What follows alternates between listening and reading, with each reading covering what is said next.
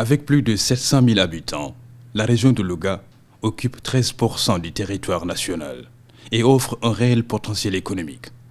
Une économie qui repose essentiellement sur les secteurs productifs, à travers la pratique agro-pastorale, mobilisant près de 80% de la population régionale.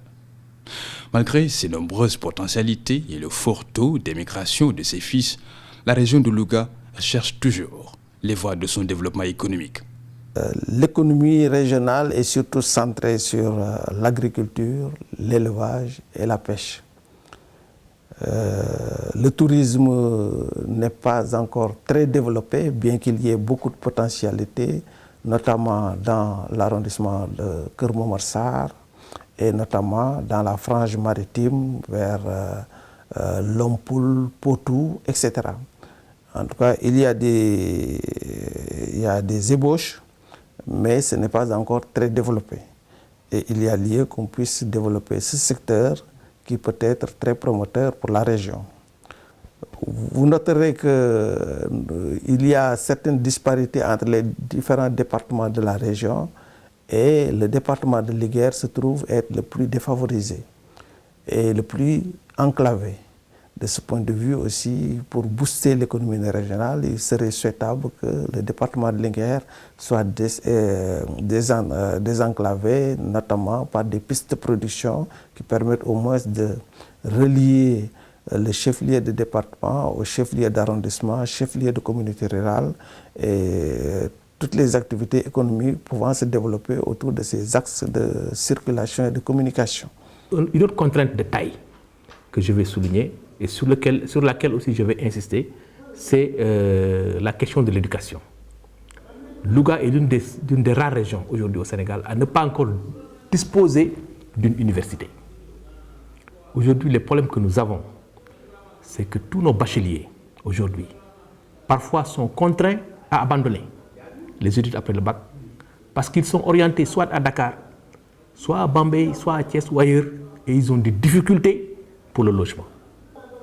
Aujourd'hui, le conseil régional même fait des efforts pour prendre en charge des appartements au niveau de Dakar pour permettre aux étudiants ressortissants de la région de pouvoir se loger. Mais dans quelles conditions?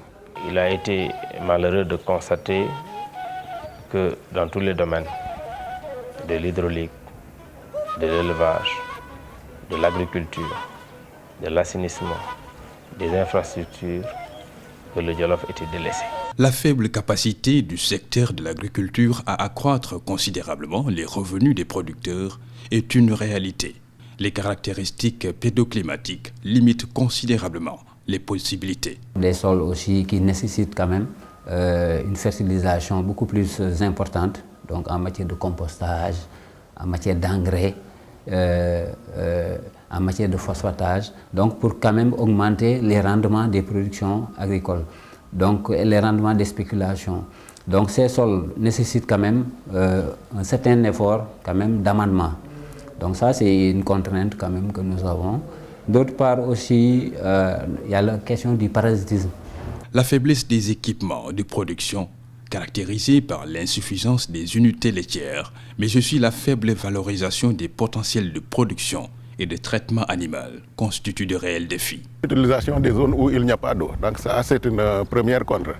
La deuxième contrainte aussi peut être, comment dirais-je, d'ordre d'utilisation adéquate de la production. Donc on n'a pas suffisamment des infrastructures de transformation de la production, que ce soit du côté de l'eau, que ce soit du côté de la viande, que ce soit même du côté des cuirs et peaux. La dégradation des ressources foragères et l'existence des feux de brousse endommagent les tapis herbacés d'un écosystème encore fragile. Les contraintes majeures, c'est malgré cela, il y a une pression tout azimut qui pèse sur les ressources. Notre souci est d'atténuer la pression, vraiment, la pression sur les ressources forestières. Notre souci également, c'est de faire en sorte que les feux de brousse diminuent, aussi bien pour leur fréquence que pour les superficies brûlées. Le tissu industriel est peu développé et les investissements sont faibles. La région ne compte essentiellement que 3 unités.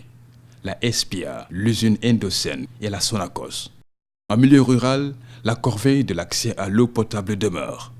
L'insuffisance des points d'eau, malgré les efforts consentis ça et là par l'État et les partenaires au développement, constituent des contraintes à surmonter. Un taux de desserte aux environs de 56% à 57% fait qu'il y a des problèmes de répartition de la population. Il y a le système d'habitat qui est un système d'habitat Peul, qui fait que l'habitat est dispersé. Tu viens dans un village, on te dit que le chef de village se trouve à 7 km d'un amont. Ça veut dire donc que c'est l'habitat dispersé. Là, ça pose beaucoup de problèmes pour le ravitaillement en eau. C'est-à-dire la desserte, le dimensionnement, c'est-à-dire l'extension des réseaux vers les villages. Considéré comme l'un des plus grands foyers d'immigration dans le pays, 3,73% de la population, les secteurs porteurs ne bénéficient pas pour autant des retombées. La carte scolaire et sanitaire présente encore des poches non couvertes. Dans le cadre de l'accès, la ruée vers l'école a eu comme conséquence la création de beaucoup d'abris provisoires. Il est vrai qu'il y a eu, comme je l'ai dit, le programme Fast Track qui a intéressé la région pour 525 salles de classe construites en remplacement d'abris provisoires, mais aussi de création de nouvelles classes. Ce qui fait que, au rythme, n'est-ce pas, où nous avançons, nous ne pouvons pas attendre de construire pour ouvrir des écoles. Si vous n'avez pas un bon réseau routier, si vous avez des évacuations sanitaires, c'est difficile. Donc il y a le réseau routier, les routes goudronnées, il n'y en a pas beaucoup. Le parc qui est là n'est pas très bien entretenu. Bon. Ensuite, le taux de scolarisation n'est pas faible, mais il est insuffisant pour avoir un niveau de connaissance qui permette aux gens d'avoir un bon niveau de santé. Ensuite, il y a une persistance de croyances et de comportements qui ne sont pas tellement favorables à la santé, qui font que parfois c'est difficile. Et il y a aussi la persistance des problèmes de salubrité et d'hygiène individuelle et collective qui font que de temps en temps, jusqu'à présent, il y a une persistance des maladies infectieuses et parasitaires, malgré tous les efforts qui ont été faits dans ce domaine. La situation économique dans la 7e région du Sénégal devrait avoir un meilleur profil au regard de ses nombreuses potentialités. Avec plus de 298 000 hectares de terres cultivées chaque année, la production avoisine, rien que pour les cultures principales comme le mil, l'arachide et le niébé, plus de 100 000 tonnes par an, soit plus de 20 milliards de francs CFA. Compte non tenu de la production maraîchère et des autres spéculations qui pourraient avoisiner le tiers. Donc pour vous dire que la région a d'énormes potentialités en termes d'aménagement, en termes de bassin de rétention. Donc la zone de Keur Momar Sarr aussi constitue un grand bassin vraiment qui recèle beaucoup de potentialités en matière de culture maraîchère. Donc nous avons une région où vraiment la plupart des cultures sont adaptées, telles que l'arachide, le niébé, le bissap, le sésame. Donc toutes ces potentialités, je pense que doivent être exploitées quand même davantage pour quand même impulser le développement économique de la région. L'élevage augure un impact certain sur l'économie régionale. Louga est la 4e région après Tambacounda, Kolda et Saint-Louis avec 21 000 km² de pâturage et plus de 2 millions de têtes de bétail. Le potentiel laitier du cheptel régional est estimé à 5 350 000 litres par an, à côté d'une production importante de viande. Donc, alimentation et abreuvement étant assurés, donc un bon développement de l'élevage extensif peut être attendu. Donc l'étendue de cette zone-là étant notre route, c'est un acquis aussi. Il y a aussi le fait que la région de Louga a un cheptel très diversifié. On y rencontre toutes les espèces et du point de vue effectif aussi, en essayant de se comparer aux autres régions, la région de Louga est en 2e position après la région de Tambacounda. Bien sûr, ceci se manifeste aussi par un certain nombre de déplacements d'animaux des autres régions vers la région de Louga pendant une certaine période de l'année, c'est-à-dire la transhumance. Donc dans ce sens-là, on peut dire qu'il y a des acquis certains et des atouts certains aussi que la région regorge. À côté de ces deux secteurs, L'artisanat affiche une bonne santé.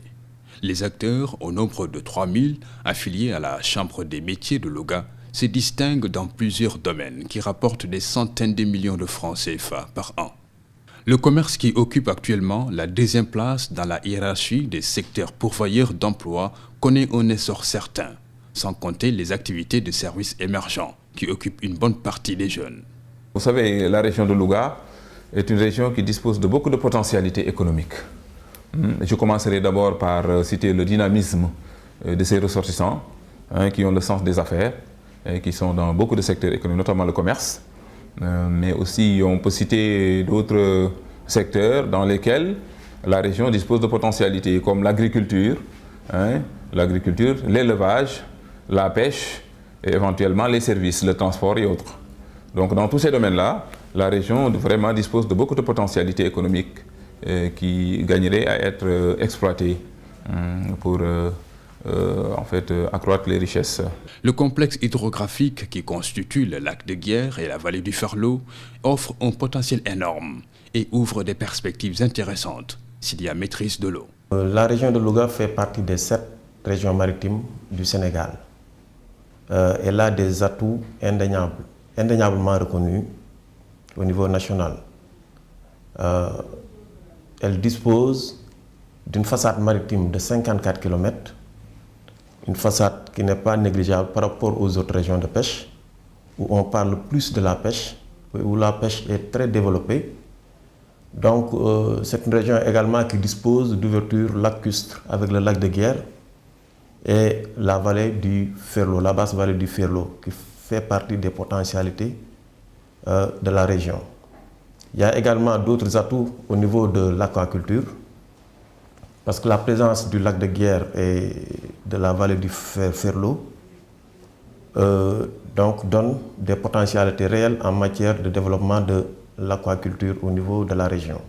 L'apport considérable des collectivités locales dans l'accès aux services sociaux de base, à la structuration de l'économie locale, aux équipements sociaux collectifs, à la démocratie participative font de Louga un champ d'expérimentation de plusieurs projets et programmes d'appui à la décentralisation.